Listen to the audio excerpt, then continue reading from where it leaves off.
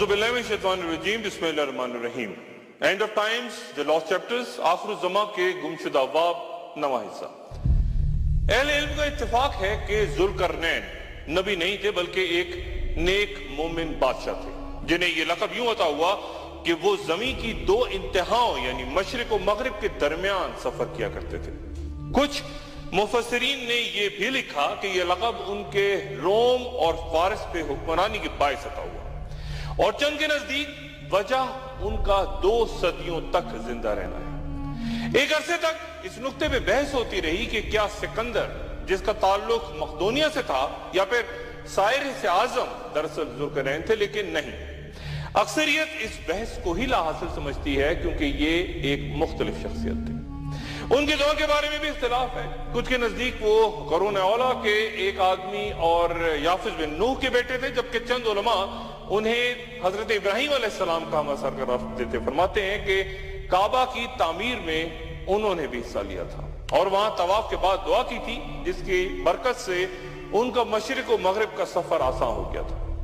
تمام روئے زمین کے بادشاہ ان کے تابع تھے، اور چند روایات کے مطابق ان کے خالہ زاد بھائی اور اہم ترین وزیر حضرت خضر علیہ السلام تھے. وہ سفر کرتے اس علاقے میں جا پہنچے جو کہ ترکوں کی سرزمین میں آرمینیا اور آذربائیجان کی سرحد کے قریب واقع تھا، اور وہاں 2 پہاڑوں کے درمیان خالی جگہ تھی جہاں سے ایک فساد بپا کرتی قوم نکل کے آتی، کھیت تباہ کر دیتی، بربادیاں پھیلاتی اور ترکوں کا قتل عام کرتی. یہ حضرت آدم علیہ السلام کی اولاد ہی یعنی انسان ہی تھے، جن کا اجمی نام یاجوج و ماجوج کہلایا، اور حافظ ابن حجر رحمۃ اللہ علیہ کے مطابق وہ یافس بن نوح کی اولاد سے ہی 2 قبیلے تھے. جب ترکوں نے ذوالقرنین بادشاہ کے پاس قوت دیکھی تو گزارش کی کہ انہیں ان کے اور یاجوج ماجوج کے درمیان رستے کو کسی طرح بند کر دیں. انہوں نے ذوالقرنین کو اس کے عوض مال کی پیشکش بھی کی، لیکن نیک بادشاہ نے بغیر کسی معاوضے کے محض بھلائی کے لیے اور اللہ تعالیٰ سے اجر و ثواب کی خاطر اس شریر قوم کا رستہ روکنے کا فیصلہ کیا. اور مسئلے کا آسان ترین حل جو طے ہوا وہ یہ تھا کہ دونوں پہاڑوں کے درمیان گزرگاہ کو ایک مضبوط دیوار سے بند کر دیا جائے. چنانچہ انہوں نے ترکوں سے کہا کہ وہ افرادی قوت میں ان کی مدد کریں. انہوں نے کہا کہ اے ذوالقرنین، یاجوج و ماجوج اس ملک میں بڑے فسادی ہیں، تو کیا ہم آپ کے لیے کچھ خرچ کا انتظام کریں اس شرط پہ کہ ہمارے اور ان کے درمیان ایک دیوار بنا دی جائے. یاجوج و ماجوج سے پریشان لوگ اس حقیقت سے غالباً ناواقف تھے کہ ذوالقرنین محض اکیلی ہستی نہ تھے بلکہ ان کے ساتھ پوری قوم اور فوج بھی تھی، بالکل حضرت سلیمان علیہ السلام کی طرح. بادشاہ نے لوہے کے بڑے بڑے ٹکڑے دونوں پہاڑوں کے درمیان ترتیب سے کھڑے کر دیے اور پھر ان سے کہا کہ ان پہ آگ جلاؤ.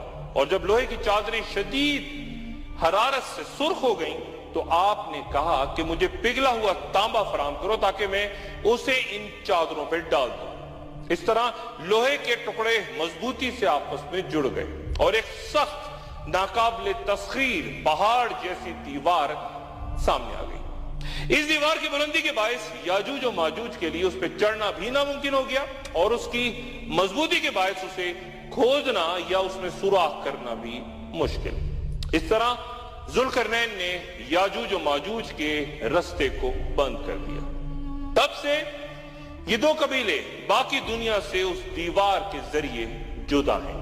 ان کی مخصوص طرز زندگی ہے، کھانا پینا، معاشی اور معاشرتی نظام، اور وہ مسلسل دیوار گرا کے یا اس میں سوراخ کر کے باقی دنیا سے آ ملنے کی کوشش میں مصروف رہتے ہیں. جب دن کا تھوڑا سا حصہ رہ جاتا ہے اور سورج غروب ہونے لگتا ہے تو وہ دیوار میں کافی سوراخ کر چکے ہوتے ہیں، لیکن تب ان کا امیر انہیں واپسی کا حکم دیتا ہے کہ اب چلو باقی کام کل کریں گے. لیکن اگلے روز جب وہ واپس آتے ہیں تو دیوار پچھلے دن سے زیادہ مضبوط ہو چکی ہوتی ہے. مسلمان مورخین اور جغرافیہ نویس اس دیوار کو کوکسس یا قفقار کے علاقے میں داغستان میں دربند اور داریال کے درمیان بیان کرتے ہیں.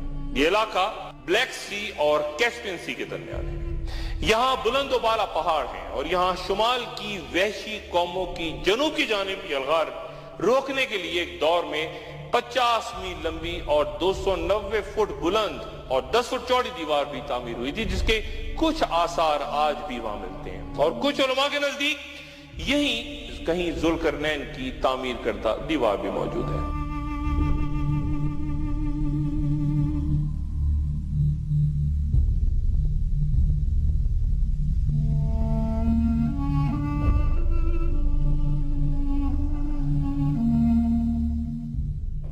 جب یاجوج و ماجوج کے خروج کا وقت آ پہنچے گا تو وہ تمام دن دیوار میں سوراخ کر چکے ہوں گے، اور سورج ڈھلنے کے وقت ان کا امیر کہے گا کہ چلو باقی کام انشاءاللہ کل مکمل کریں گے۔ اس سے پہلے ہزاروں سال تک ہر روز دیوار توڑنے کی کوشش کرتے یاجوج و ماجوج نے کبھی انشاءاللہ نہیں کہا تھا، وہ یہ لفظ غالباً بھول چکے تھے۔ ان مبارک الفاظ کی ادائیگی کے اگلے روز جب یاجوج و ماجوج واپس آئیں گے تو ہمیشہ کے برخلاف جہاں دیوار کا سوراخ خود بخود ہر روز بند ہو جایا کرتا تھا، اس دن دیوار کا سوراخ اپنی جگہ موجود ہوگا، اسی طرح جس طرح وہ چھوڑ کے گئے تھے۔ انتہائی پرجوش یاجوج و ماجوج تیزی سے دیوار کو سورج غروب ہونے سے پہلے توڑ دیں گے، اور یہی ان کا خروج ہوگا۔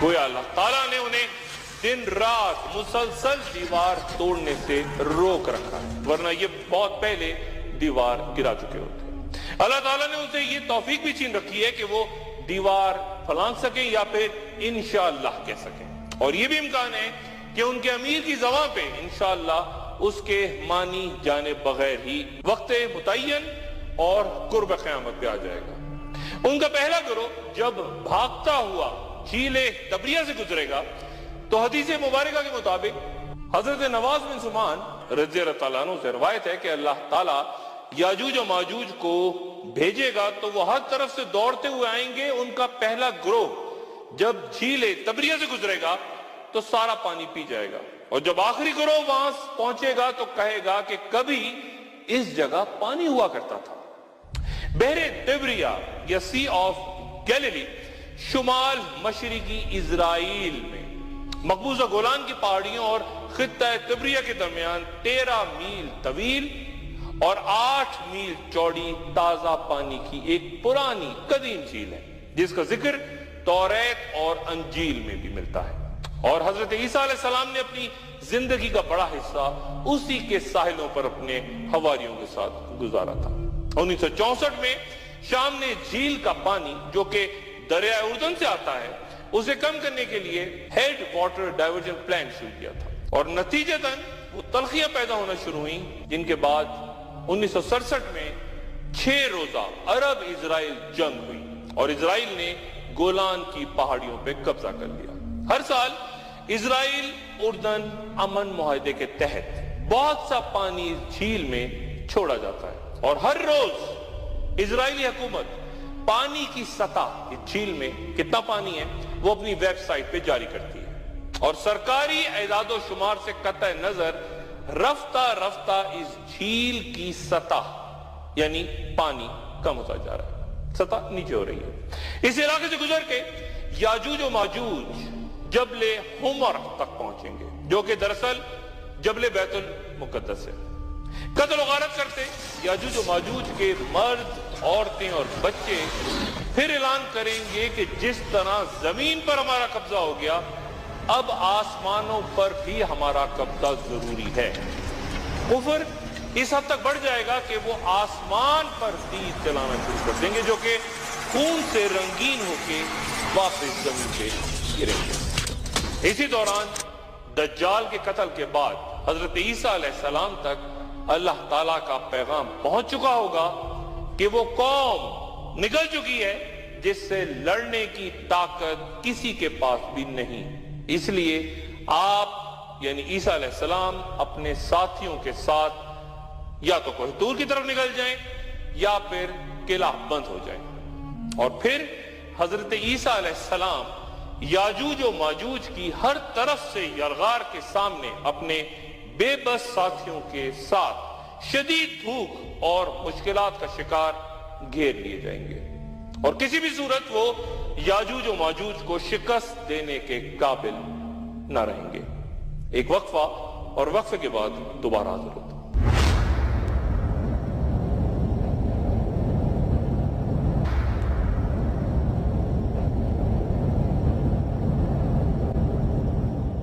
خوش آمدید. حضرت نوح علیہ السلام کے 3 بیٹے تھے. سام جن سے سامی یعنی عرب اور یہودی نسل چلی، حاب جن سے ایرانی، انڈینز، گریکس، جرمنز، آریا، اور یافس پہاڑی سے سلسلہ عبور کر کے شمال میں جا کے آباد ہو گئے. اور ان کے 10-12 بیٹوں میں سے 2 کا نام یاجوج ماجوج تھا اور ان کی نسل بھی آگے یاجوج ماجوجی کہلائی. 2 الگ الگ قبیلے لیکن ایک ساتھ رہتے. یاجوج و ماجوج کی آخر الزمان میں خروج کی اہمیت کا اندازہ اس بات سے لگایا جا سکتا ہے کہ اللہ تعالیٰ نے لفظ دجال قرآن شریف میں استعمال نہیں کیا، لیکن اس فساد بپا کرتی قوم کا تفصیلاً ذکر ہے. سورہ کہف میں انہیں مفسدون فی الارض کہا گیا، یعنی جہاں اللہ تعالیٰ نے مختلف برباد ہوتی یا گناہگار قوموں کو چند گناہوں کا مرتکب قرار دیا، یاجوج و ماجوج ہر قسم کے شر میں مبتلا قرار دیے گئے. مذہبی، معاشی، معاشرتی، قتل و غارت کرتے، گویا تمام تر برائیاں جن کا تصور ہو سکتا ہے وہ شیطان قوم میں موجود ہیں. یہ مشرکین، عاد و ثمود، بنی اسرائیل، یہ کفار سے کہیں بڑھ کے ایک مکمل طور پہ الگ مخلوق جسے اللہ تعالیٰ نے آخر الزمان تک باقی دنیا کو الگ رکھا، ان سے محفوظ رکھا. اور یہ خدمت انجام دیتے ذوالقرنین کے عربی زبان میں 2 معنی لیے جاتے ہیں. 2 سینگوں والا، یعنی وہ کوئی 2 سینگوں والا تاج پہنتے تھے، یا پھر مشرق و مغرب کا سفر کرتے تھے، یا پھر روم و فارس پہ حکمران تھے. لیکن ایک اہم تشریح یہ بھی کی جاتی ہے کہ وہ 2 زمانوں سے متعلق ہیں. ایک وہ جب انہوں نے یاجوج و ماجوج کو قید کیا، اور ایک وہ زمانہ جب وہ رہا ہوں گے آخر زمان، اور جو کہ ذوالقرنین کے امن و سکون کے دور سے بالکل مختلف ہوگا مستقبل میں. یہ بات بھی واضح رہے کہ یاجوج و ماجوج بھی ذوالقرنین سے زیادہ طاقتور تھے، اسی لیے انہیں شکست نہیں دی جا سکی، صرف ان کا رستہ روکا جا. جہاں یاجوج و ماجوج کو قید کرنے کا بیان ہوا، سینکڑوں برس سے ان جگہوں پہ مورخین اور جغرافیے میں دلچسپی رکھتے لوگ سفر اور تحقیقات کر کے لاتعداد نظریات کے ساتھ سامنے آ چکے ہیں، جن میں سے ایک یہ بھی ہے کہ ان علاقوں میں ایک خزر سلطنت قائم تھی جہاں کئی قبائل نے یہودیت اختیار کر لی تھی، اور بڑی کامیابی سے ابتدائی دور میں یورپ جاتے مسلمان قافلوں کا راستہ بھی وہ لوگ روکتے تھے. کیون ایلن بروکس کی کتاب The Jews of خزریا میں اس سلطنت کا تفصیل سے ذکر کرتے یہ بھی بیان ہوا ہے کہ وہ مسلمان فوجیں جو بازنطینیوں اور اہل فارس کو شکست دینے میں کامیاب رہی تھیں، کس طرح خود کو ان خزرز کے سامنے بے بس پاتی تھی. بڑی تعداد میں اس علاقے سے یہودی پہلے روس اور یورپ اور پھر اسرائیل کو ہجرت کر گئے، اور کئی علماء کے نزدیک یاجوج و ماجوج بھی سلطنت خزر کے علاقے میں قید ہوئے تھے. ہجرت کرتی قوم نے عیسائیت بھی قبول کی، اور اس نظریے کو پیش کرنے والے انہی بنیادوں پہ یہودیوں اور عیسائیوں کا الحاق بھی بیان کرتے ہیں.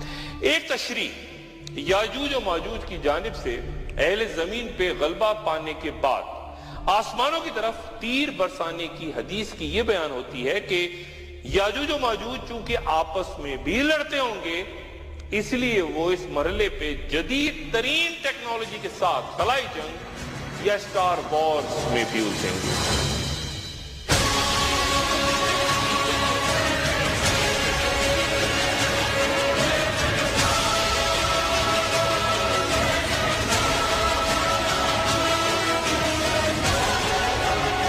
جدید روس خزر کے باشندوں کی نسلوں کی کثیر تعداد رکھتا ہے، جبکہ ہجرت کرتے خزر یورپ، اسرائیل اور امریکہ میں عیسائیت اور یہودیت اختیار کر چکے. تو یہ بھی امکان ظاہر ہوتا ہے کہ آخر الزمان میں روس کی علامت یاجوج اور مغربی اتحاد کی علامت ماجوج ہیں، جن کی آپس میں ایک بھیانک لڑائی ہوگی اور نتیجتاً دنیا کی بڑی آبادی ختم ہو جائے گی۔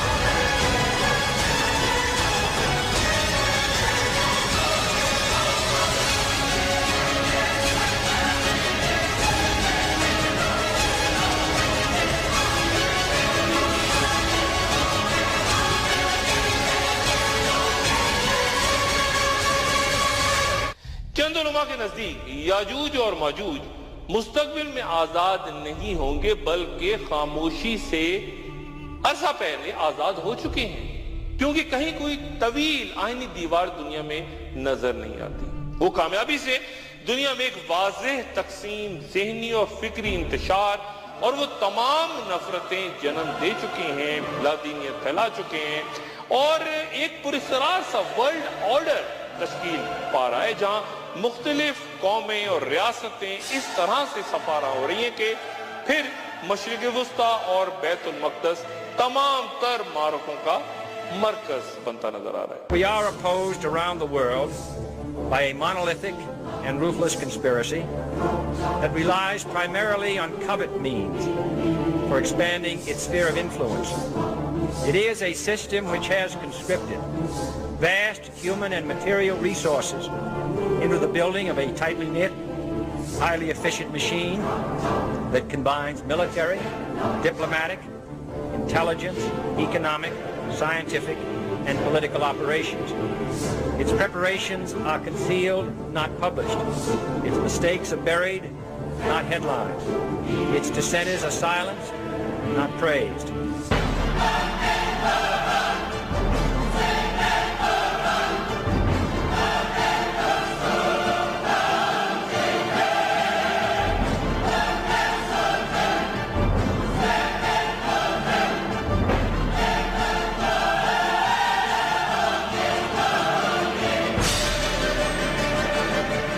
جو شخصیات یاجوج و ماجوج کے خروج ہو جانے پہ بضد ہیں، وہ یہ بھی بیان کرتی ہیں کہ ایسا رسول اللہ صلی اللہ علیہ وآلہ وسلم کی حیات مبارکہ کے دوران ہی ہوا، یعنی یاجوج و ماجوج کا خروج، اور متعدد احادیث دلائل کے طور پر پیش کی جاتی ہیں۔ ام المومنین سیدہ زینب رضی اللہ تعالی عنہا فرماتی ہیں کہ رسول اللہ صلی اللہ علیہ وآلہ وسلم نے فرمایا کہ عربوں کے لیے تباہی ہے اس شر سے جو کہ بہت قریب آ چکا ہے۔ آج یاجوج و ماجوج کی دیوار میں اتنا سوراخ کھول دیا گیا ہے، اور پھر آپ نے انگوٹھے اور 7 ملی ہوئی انگلی کا حلقہ بنا کے دکھایا۔ سیدہ زینب رضی اللہ عنہ فرماتی ہیں کہ یا رسول اللہ، کیا ہم اس وقت ہلاک ہو جائیں گے حالانکہ ہم میں بہت سے نیک لوگ موجود ہوں گے؟ تو آپ صلی اللہ علیہ وآلہ وسلم نے فرمایا کہ ہاں، جب خباثت بہت زیادہ ہو جائے گی۔ گویا اس بیان کے دن ہی غالباً یاجوج و ماجوج کا رستہ کھل گیا تھا۔ اور پھر ایک اور حدیث حضرت ابو ہریرہ رضی اللہ عنہ سے روایت ہے کہ رسول اللہ صلی اللہ علیہ وآلہ وسلم نے فرمایا کہ یاجوج و ماجوج کے لیے دیوار میں سوراخ کر دیا گیا ہے۔ اور پھر حضرت ابو ہریرہ رضی اللہ عنہ نے اپنے ہاتھ کی انگلیوں سے 9 کی گرہ بنا کے دکھائی۔ یاجوج و ماجوج کی رہائی کی ایک اور بڑی علامت پوری دنیا میں بالعموم اور بحیرہ تبریہ میں پانی تیزی سے ختم ہونا بیان ہوتی ہے۔ اگر جھیل کا پانی خشک ہو جائے تو یہودی سمندر کے پانی کو میٹھا بنا کے استعمال کر سکتے ہیں، لیکن فلسطینیوں کے پاس کوئی متبادل موجود نہیں۔ اور جیسا کہ حدیث میں جھیل کا پانی یاجوج و ماجوج کے پینے کے باعث ختم ہونا بیان کیا گیا ہے، تو تیزی سے موجودہ دور میں پانی کی کمی کو بھی علامتی طور پہ اس حدیث سے تشبیہ دی جا سکتی ہے۔ اور پھر یاجوج و ماجوج کے بارے میں ایک اور انکشاف جو کہ قرآن شریف میں ہمارے سامنے ہے، جس بستی کو ہم نے تباہ کر دیا تھا اس کے باشندوں پر پابندی ہے کہ وہ وہاں نہیں جا سکتے جب تک یاجوج و ماجوج نہ کھل جائیں، اور وہ تمام بلندیوں سے اترتے نظر آئیں گے۔ کس بستی کی طرف اشارہ ہے جو تباہ ہو گئی؟ اور باشندوں پر پابندی کہ وہ وہاں نہیں جا سکتے، ذہن صرف اور صرف پھر یروشلم کی طرف ہی جاتا ہے جو کئی بار تباہ ہوا، لیکن اب وہاں اسرائیلی ریاست قائم ہے۔ یہودی واپس آ کے، بنی اسرائیل واپس آ کے آباد ہو چکے، اور ایسا تب ہی ہونا تھا جب یاجوج و ماجوج آزاد ہو چکے ہوں۔ جب یاجوج و ماجوج اپنے شر سے تمام اہل زمین کو نقصان پہنچا لیں گے اور دوسری طرف حضرت عیسیٰ علیہ السلام اپنے ساتھیوں کے ساتھ کوہ طور پہ محصور ہو جائیں گے اور تمام سامان خورد و نوش ختم ہو جائے گا، تو حضرت عیسیٰ علیہ السلام اللہ تعالیٰ سے مدد کی درخواست فرمائیں گے۔ اللہ تعالیٰ دعا قبول فرما کے نخفہ نام کا ایک کیڑا یاجوج و ماجوج کی طرف بھیجیں گے، جو کہ عموماً اونٹوں اور بکریوں کی گردن میں پیدا ہوتا ہے اور انہیں ہلاک کر دیتا ہے۔ یاجوج و ماجوج آنے واحد میں مر جائیں گے، اور جب حضرت عیسیٰ علیہ السلام اپنے ساتھیوں کے ہمراہ پہاڑ سے نیچے تشریف لائیں گے تو زمین پر ایک بالشت برابر بھی جگہ ایسی نہ ہوگی جو یاجوج و ماجوج کی چربی اور بدبو سے متعفن نہ ہو۔ عیسیٰ علیہ السلام اور ان کے ساتھی پھر اللہ تعالیٰ سے مدد کی درخواست کریں گے، تو اللہ تعالیٰ ایسے پرندے بھیجے گا جو 2 کوہانوں والے وہاں پھینک دیں گے، اور پھر ایک تیز بارش ہوگی جس سے مٹی اور گارے کے بنے تمام کچے گھر تباہ ہو جائیں گے، اور پانی ساری زمین کو دھو کے چکنی اور سپاٹ بنا دے گا۔ پھر زمین سے کہا جائے گا کہ اپنا پھل اگاؤ اور برکت لوٹا دو۔ تب ایسی برکت ہوگی کہ ایک انار کا پھل پوری جماعت کے لیے کافی ہوگا، اور دودھ میں اتنی برکت ڈال دی جائے گی کہ ایک گائے پورے قبیلے کے لیے بہت ہوگی۔ یاجوج و ماجوج کی ہلاکت کے بعد حضرت عیسیٰ علیہ السلام انتقال فرما جائیں گے، اور زمین پر مومنوں کے سوا کوئی نہ بچے گا۔ برکات و خیرات ہر طرف پھیل جائیں گی، اور ایک عرصے تک یاجوج و ماجوج کی نیام اور تلواریں لوگوں کے ایندھن کا کام دیتی رہیں گی۔ امن و سکون کا یہ عرصہ 7 سال جاری رہے گا، اور یاجوج و ماجوج کے خاتمے کے ساتھ ہی دنیا میں جنگ ختم ہو جائے گی۔ اس کے بعد کوئی لڑائی نہیں ہوگی، لیکن حج و عمرہ جاری رہے گا۔ اور پھر اچانک ایک روز ایک عجب واقعہ، پراسرار واقعہ رونما ہوگا، اور اس کے ساتھ ہی پھر توبہ کا دروازہ بھی بند ہو جائے گا۔ ایک وقفہ، اور وقفے کے بعد دوبارہ حاضر ہوتا ہوں۔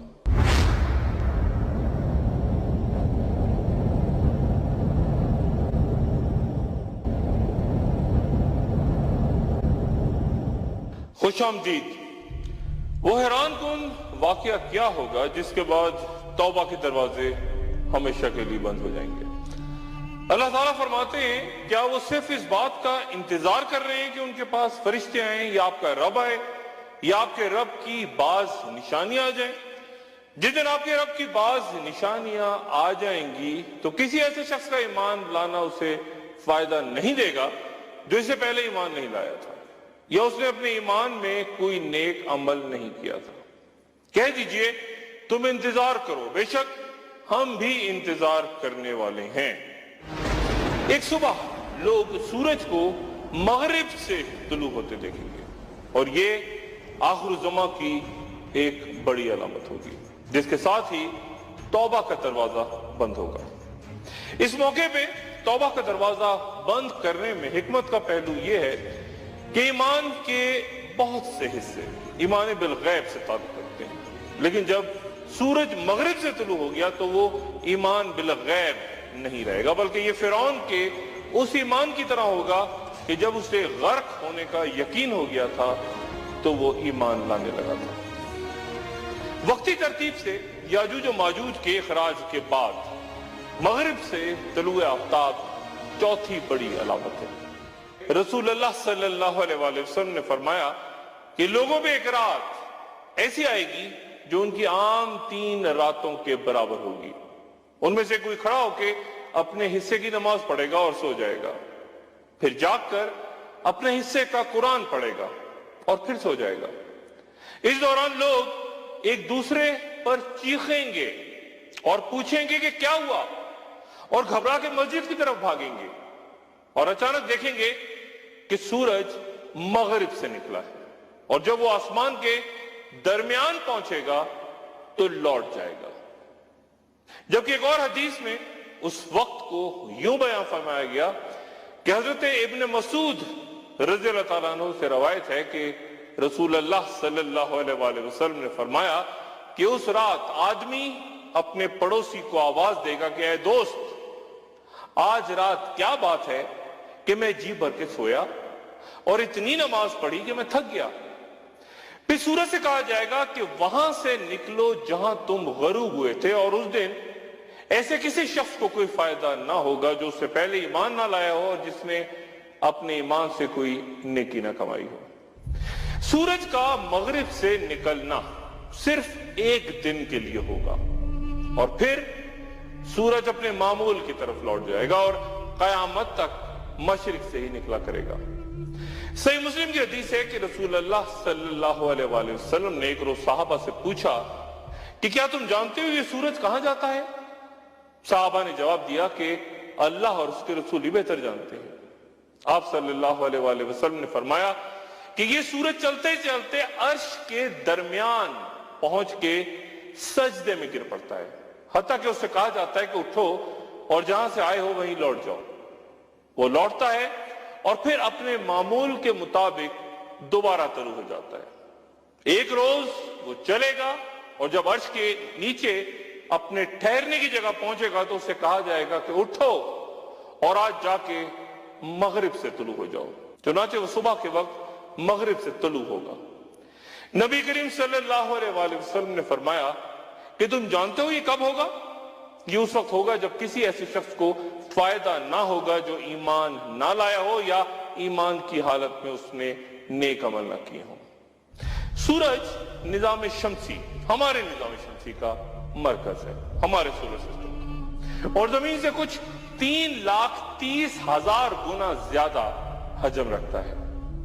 جدید تحقیق دعویٰ کرتی ہے کہ 4.5 ارب سال پہلے یہ مادے کے انہدام یا ایک بہت بڑے مالیکیولر کلاؤڈ میں گریویٹیشنل کولیپس جو میٹر کا ہوا تو اس کے نتیجے میں یہ وجود میں آیا۔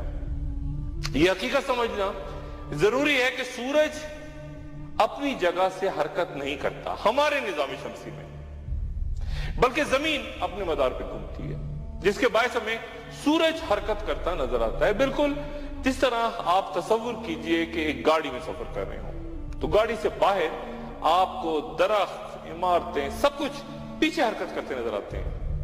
آپ گاڑی میں ساکت بیٹھے ہوتے ہیں، عمارتیں اور درخت بھی اپنی جگہ کھڑے ہوتے ہیں، صرف گاڑی بھاگ رہی ہوتی ہے۔ ہم بھی زمین پہ کھڑے حرکت کرتے سورج کو دیکھتے ہیں تو نہ ہم حرکت کر رہے ہوتے ہیں نہ سورج، بلکہ زمین گردش میں ہوتی ہے۔ زمین مشرق کی طرف اپنے مدار پہ گھومتی ہے اور چند مفسرین کے مطابق وہ اچانک اپنی گردش کا رخ تبدیل کرے گی، لیکن چند علماء مغرب سے سورج طلوع ہونے کو بھی علامتی قرار دیتے ہیں، اور وہ مغربی اور لادینی تہذیب جو کہ انتہائی پرکشش، چمکتی دمکتی، آنکھیں خیرہ کرتی، سارے عالم کو جکڑ رہی ہے، یہ وہ سورج کا سا دھوکہ یا سراب ہے جس کی جانب ان علماء کے نزدیک اشارہ ہے۔ توبہ کا دروازہ بند ہونے پر بھی علماء میں اختلاف ہے، اور چند کے نزدیک جہاں مسلمان ایک ایک کر کے اپنے اعمال کا حساب دیں گے، اس لیے وہ اپنی گناہوں کی انفرادی توبہ کرتے ہیں، ان کے لیے یہ دروازہ کھلا رہے گا۔ لیکن یہودی انفرادی نہیں بلکہ اجتماعی طور پہ خود کو منتخب قوم یا چوزن پیپل کہہ کے بحیثیت مجموعی پوری کی پوری قوم کی مغفرت اور معافی کے طلبگار نہیں بلکہ خود کو اس کا حقدار سمجھتے ہیں۔ توبہ کا دروازہ ہمیشہ کے لیے ان پہ بند ہوگا۔ یہ اختلاف ہے علماء میں اس بات پہ۔ قرآن شریف میں اللہ تعالیٰ فرماتے ہیں ان کی توبہ نہیں جو برائیاں کرتے چلے جاتے ہیں یہاں تک کہ ان میں سے کسی کے پاس موت آ جائے تو کہہ دے کہ میں نے اب توبہ کی، اور ان کی توبہ بھی قبول نہیں، جو کفر پہ ہی مر جائیں۔ یہی وہ لوگ ہیں جن کے لیے ہم نے المناک عذاب تیار رکھا ہے۔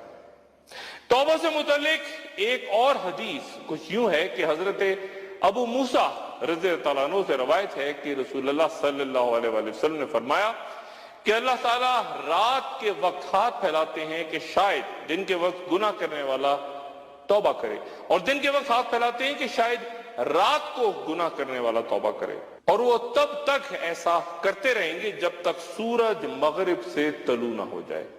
توبہ کا دروازہ بند ہونا قیامت کی علامات کبریٰ میں سے ایک اہم ترین ساتھ ہوگی کہ ہزاروں لاکھوں سال سے اس زمین پہ آباد انسان پھر کسی دعا، کسی مغفرت کے لیے ہاتھ بلند نہیں کر سکیں گے۔ آخر زمان یا وقت کے خاتمے کی چند گھڑیاں باقی۔ اگلی نشست میں پھر ملاقات ہوگی۔ اپنا دوستوں، رشتہ داروں، گرد و نواح کے لوگوں کا سب کا خیال رکھیے گا۔ اللہ حافظ۔